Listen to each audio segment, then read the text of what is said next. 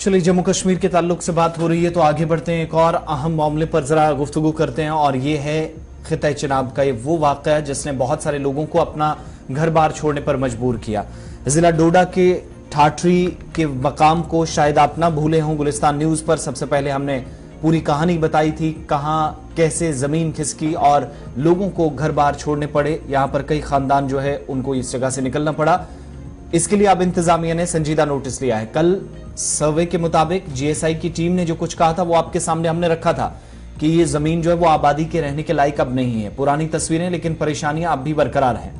लेकिन अब जाकर एक अहम फैसला हुआ है और सरकार ने एक पैनल तश्कील दे दिया गया है। सरकार की तरफ से एक पैनल बनाया गया है और इस पैनल के सरबराह chief secretary doctor Arun Kumar Mehta बनाए गए हैं। चेयरपर्सन रहेंगे वो, उनके पास जिम्मेदारी होगी और एक मजबूत हिकमत अमली के साथ सामने ये पैनल आएगा। इस कमेटी को या इस पैनल को 2 महीने का वक्त होगा कि वो अपनी रिपोर्ट तैयार करे और खाका तैयार करने के बाद वो डिटेल सामने लाए और उसके बाद सरकार को रिपोर्ट सौंपी जाएगी। कमेटी जो है इसमें 3-4 डिपार्टमेंट्स को बड़ी जिम्मेदारी होगी। चीफ सेक्रेटरी तो इसके चेयरपर्सन होंगे ही, लेकिन डिपार्टमेंट जो फॉरेस्ट का है, महकमा जंगलात, इसके अलावा इकोलॉजी, इन्वायरमेंट, माहौलियात के तहफ्फुज को यकीनी बनाने की जो जिम्मेदारी जिस महकमे पर है, उस महकमे को कहा गया है कि वो मिलकर काम करे, डिपार्टमेंट ऑफ फॉरेस्ट, इकोलॉजी और एनवायरनमेंट, और 2 महीनों के अंदर रिपोर्ट तैयार करके मुकम्मल तहकीक करके बताए कि मुस्तकबिल में क्या हिकमत अमली तैयार की जा सकती है कि ये जो बेबस लोग हैं, अपना घर बार छोड़ने पर मजबूर हुए हैं, इन लोगों को भी बसाने के हवाले से और ऐसे इकदाम क्या उठाए जा सकते हैं कि माहौलियात को भी नुकसान ना पहुंचे। खासतौर से इस एरिया के अंदर 3 बड़ी टीमें गई। इंतजामिया अपनी जगह पर डिस्ट्रिक्ट लेवल पर काम कर रही थी, सूबाई इंतजामिया भी साथ साथ मिली हुई थी। लेकिन दूसरी बात कि जीएसआई का जब सर्वे सामने आया, जियोलॉजिकल सर्वे ऑफ इंडिया ने कहा कि करीब 120 लोगों को इस मकाम से दूसरी जगह शिफ्ट करना, उसके बाद मुस्तकिल तौर पर इकदाम क्या होंगे वो जानना बेहद जरूरी है। लेकिन यहां पर यह पैनल तश्कील देने का मकसद ये कि मजीद कोई हिकमत अमली तरतीब दे। 2 चीजें बड़ी इंपॉर्टेंट सरकार के सामने या इस कमेटी के सामने इस बार होगी। पैनल ने जो जिन चीजों पर तहकीक करनी है, 2 महीनों के अंदर रिपोर्ट तैयार करनी है कि जो मकामी आबादी है, जिसके लिए कल ही हमने आपको बताया था कि सर्वे बता रहा है कि अब वो यहां इसके बाद नहीं रह सकते। नंबर 1 उनका क्या होगा, और नंबर 2 माहौलियात को कैसे बचाया जाए, माहौलियात के तहफ्फुज के लिए इकदाम का हो।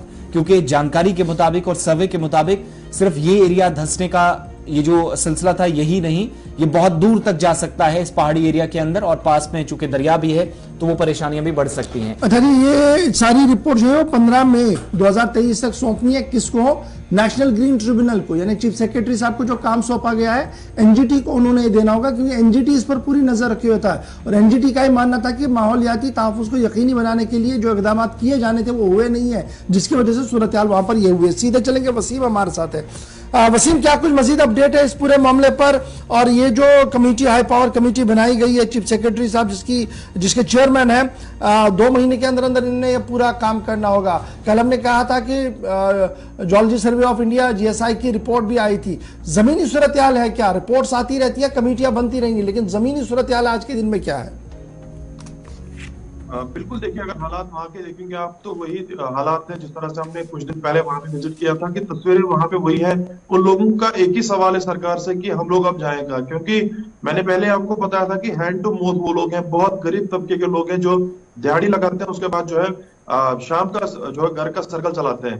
तो यानी कि सुबह कमाते हैं, शाम को खाते हैं। उनका घर का हाल बिल्कुल खराब है। आपको याद होना चाहिए जब 2012-13 में जब पुलडोडा का इलाका जो है, बस्ती पूरा जो है पानी में चले गई थी, जब बगलिया डैम बना था, उन लोगों को अभी तक रिहेबिलिटेट नहीं किया गया। ये 2014 की बात है।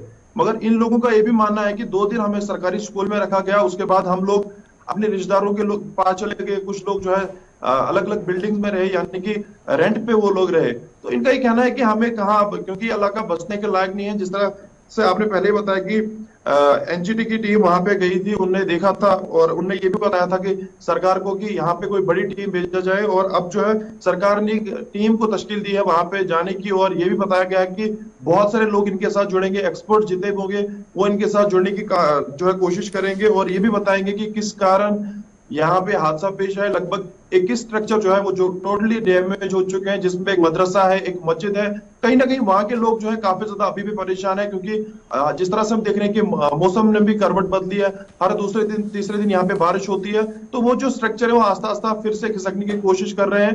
तो लोग कहीं ना कहीं अभी हम देख रहे हैं कि काफी ज्यादा परेशान है।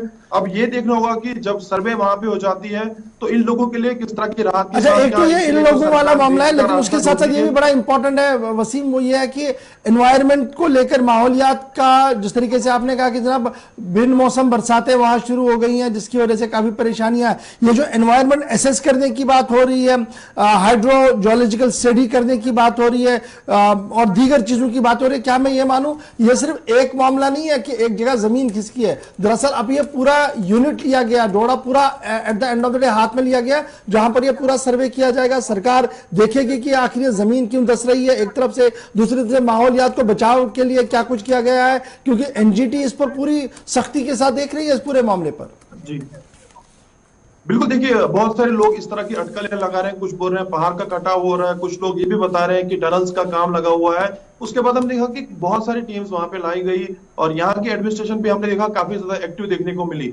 उनने जो अपनी रिपोर्ट दी उसका हमें नहीं है पता है कि रिपोर्ट उनने किस तरह की दी है, उसमें क्या लिखा गया है। अब देखना होगा कि यहाँ की एडमिनिस्ट्रेशन क्या संजीदगी से इस चीज को देखेगी, उन लोगों को क्या आने वाले टाइम में क्या राहत की सांस, कोई बीच का रास्ता उन लोगों के लिए देती है, उनको रिहेबिटेट दूसरी जगह करती है, क्योंकि उनका ये भी मानना है कि कब तक हमें रिहेबिटेट किया जाएगा। रिहेबिटेट अगर नहीं किया जाएगा तो मुझे लगता है जिस तरह से पुलडोडा के लोग सड़कों पे आए थे, मुझे लगता है कि ये भी उसी हालात में चले जाएंगे। चलिए, बहुत शुक्रिया जी वसीम हमारे साथ ज्वाइन करने के लिए। फिलहाल चीफ सेक्रेटरी की सरबराही में आला सतही कमेटी बना दी गई है और 15 मार्च सन 2023 तक ईमेल के जरिए से नेशनल ग्रीन ट्रिब्यूनल को तमाम तर रिपोर्ट सौंपने की बात जो वो कही गई। और आला सतही कमेटी में जहां अफसरों की एक अच्छी खासी टीम बना दी गई है, principal secretary government forest, ecology and environment department ये मेंबर के तौर पर रहेंगे, और प्रोफेसर JS रावत साहब कुमाऊं यूनिवर्सिटी के वो कन्वीनियर के तौर पर बुलाए गए हैं, अल्मोड़ा से वो होंगे, और उसके साथ साथ Wadia institute of Himalayan geology